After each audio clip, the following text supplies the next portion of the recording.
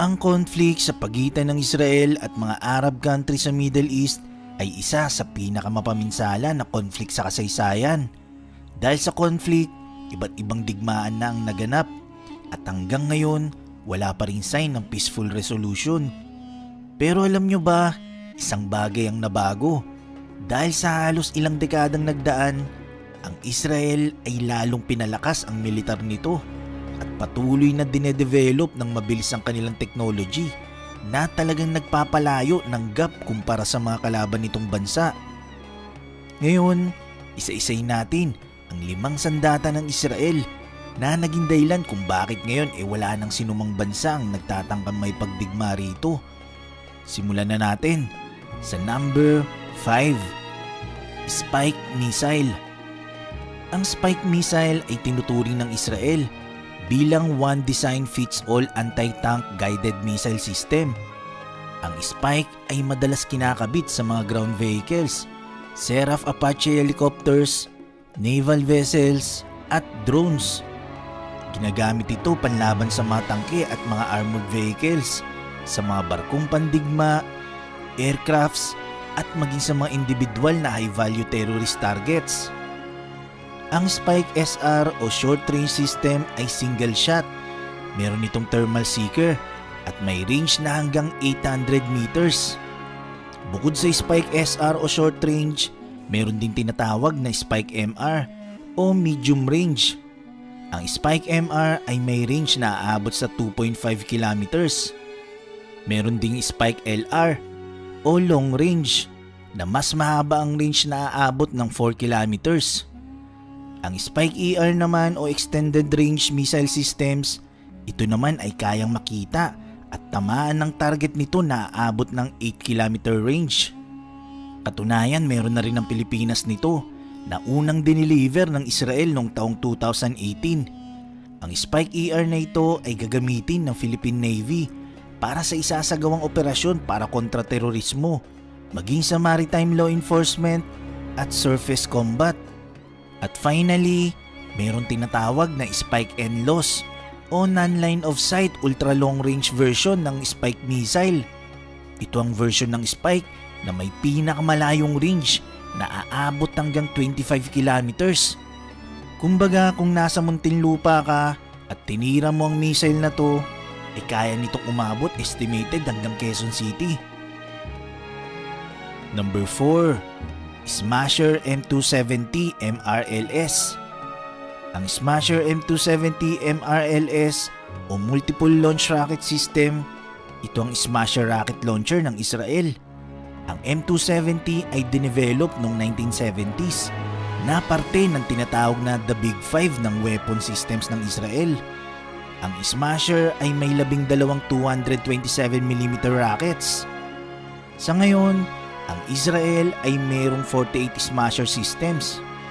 Kung noon ang Israel ay limitado lang ang mga rockets nito sa 40 km range, ngayon meron na silang nakakasa na 150 km range rockets na kung ipopwesto mo sa Haifa, Israel, ay kaya nitong umabot hanggang Damascus. Number 3, Merkava Main Battle Tank. Ang Merkava, ito ang nagsisilbing main battle tank ng IDF o Israel Defense Forces. Una itong dinevelop noong 1970 at unang nagamit noong 1979. Ito ang kauna-unahang tangke ng Israel. Ang Merkava ay nagtataglay ng composite armor na mahusay gamitin pang depensa. Ito ang ginamit na pang depensa noon laban sa Egyptian Armored Formation sa Sinai Peninsula at laban sa Syria sa Golan Heights. Ang main gun ng Merkava ay accurate na kayang tumama at least 2,000 meters ang layo na may high explosive anti-tank at armored piercing rounds. Meron din itong conventional rounds na kayang paputukin mula sa barrel ng Merkava. Ang Merkava tanks ang kauna-unahang armored vehicles na may active protection systems laban sa mga guided missiles. Ang Israel ay meron na ngayon 2,000 Merkava sa lahat ng version at 660 na bagong version nito na Mark IV. Ang quality ng Merkava at yung dami nito sa Israel ang nagbansag sa bansang ito bilang isa sa pinakamalakas na armored force sa buong mundo. Strong Air Force. Ang Israeli Air Force ay naitatag noong May 28, 1948, exactly 2 weeks matapos ma-establish ang State of Israel. Ang Israeli Air Force o IAF ay naging instrumento ng depensa ng Israel para mapanatili ang buong lupain sa kanilang pamamahala. Ito rin ang naging air support sa ground forces nila nung umatake sila sa lupain ng mga kalabang bansa. Sa nagdaang halos 3 dekada, ang Air Force ng Israel ay nagsilbi bilang counter-terrorism. Ang Israeli Air Force ay merong estimated na 648 na bilang ng lahat ng klase ng aircrafts. Meron nitong 35,000 active duty personnel. Bukod pa rito ang 24,500 na reservists na anytime ay pwedeng tawagan sa oras ng digmaan. Number 1. Jericho 3 ICBM. Ang Jericho 3 ICBM o Intercontinental Ballistic Missile, ito ang pangatlong generation na missile na magsisilbi bilang land-based nuclear deterrent ng Israel. Ang Jericho 3 ay may range na aabot hanggang 6,000 kilometers at may kakayahang magdala ng 1,000 kg na warhead payload. Sa ganitong layo, kaya nitong targetin at paabutin ito hanggang Western China. Ang missile na ito ay solid fueled. Ibig sabihin, kaya itong i-launch with minimum preparation. Meron itong bigat na 20 kilotons. Kumpara sa atomic bomb na bumagsak sa Hiroshima noon, ay meron lamang bigat na 16 kilotons. Sa ngayon, ang Jericho 3 ang pinakamalakas na armas ng Israel na panlaban sa magtatangkang may pagdigma sa kanila. Ang conflict sa pagitan ng Israel at mga Arab countries sa Middle East ay isa sa pinakamapaminsala na conflict sa kasaysayan. Dahil sa conflict, iba't ibang digmaan na ang naganap at hanggang ngayon wala pa ring sign ng peaceful resolution. Pero alam nyo ba, isang bagay ang nabago. Dahil sa halos ilang dekadang nagdaan, ang Israel ay lalong pinalakas ang militar nito at patuloy na dinedevelop ng mabilis ang kanilang technology na talagang nagpapalayo ng gap kumpara sa mga kalaban nitong bansa. Ngayon, isa-isay natin ang 5 sandata ng Israel na naging dahilan kung bakit ngayon wala nang sinumang bansa ang nagtatangkang may pagdigma rito. Simulan na natin sa number 5.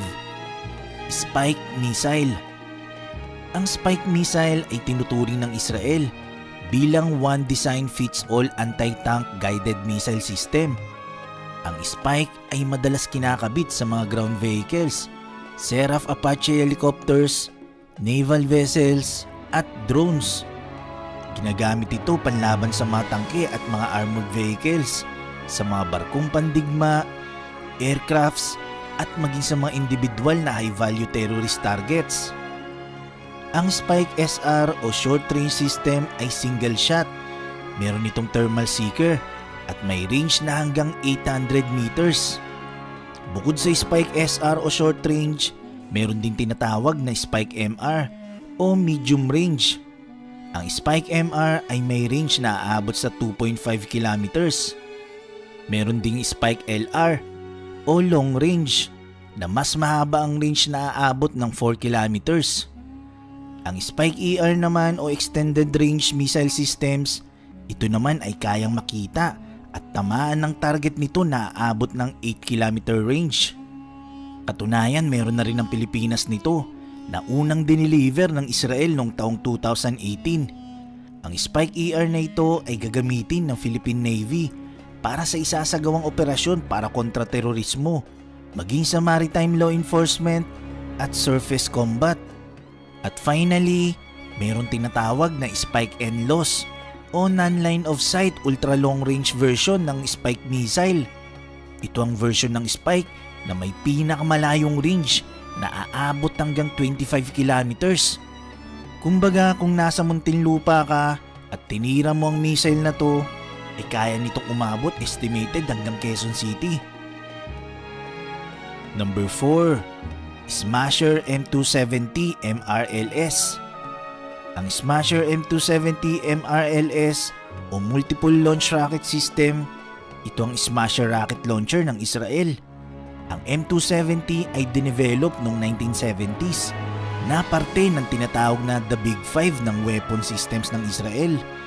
Ang Smasher ay may 12 227mm rockets. Sa ngayon, ang Israel ay mayroong 48 Smasher systems. Kung noon ang Israel ay limitado lang ang mga rockets nito sa 40km range, ngayon meron na silang nakakasa na 150km range rockets na kung ipopwesto mo sa Haifa, Israel, ay kaya nitong umabot hanggang Damascus. Number 3. Merkava Main Battle Tank. Ang Merkava, ito ang nagsisilbing main battle tank ng IDF o Israel Defense Forces. Una itong dinevelop noong 1970 at unang nagamit noong 1979. Ito ang kauna-unahang tangke ng Israel. Ang Merkava ay nagtataglay ng composite armor na mahusay gamitin pang depensa. Ito ang ginamit na pang depensa noon laban sa Egyptian Armored Formation sa Sinai Peninsula at laban sa Syria sa Golan Heights. Ang main gun ng Merkava ay accurate na kayang tumama at least 2,000 meters ang layo na may high explosive anti-tank at armored piercing rounds. Meron din itong conventional rounds na kayang paputukin mula sa barrel ng Merkava. Ang Merkava tanks ang kauna-unahang armored vehicles na may active protection systems laban sa mga guided missiles. Ang Israel ay meron na ngayon 2,000 Merkava sa lahat ng version at 616 na bagong version nito na Mark IV. Ang quality ng Merkava at yung dami nito sa Israel ang nagbansag sa bansang ito bilang isa sa pinakamalakas na armored force sa buong mundo. Strong Air Force. Ang Israeli Air Force ay naitatag noong May 28, 1948, exactly 2 weeks matapos ma-establish ang State of Israel.